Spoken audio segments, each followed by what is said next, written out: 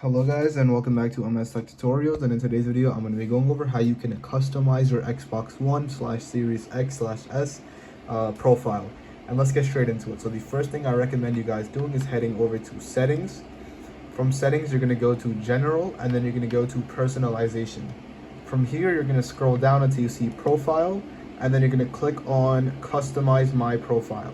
From here, you can go ahead and change your username. You can add a location. You can add your bio. You can change theme, gamer pick, color. You can do a lot of stuff. You need to create your avatar.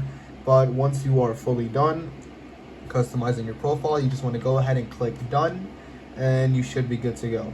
And if you want to go ahead and view your profile, I think all you have to do is just go to the top left, click on it, and click on my profile.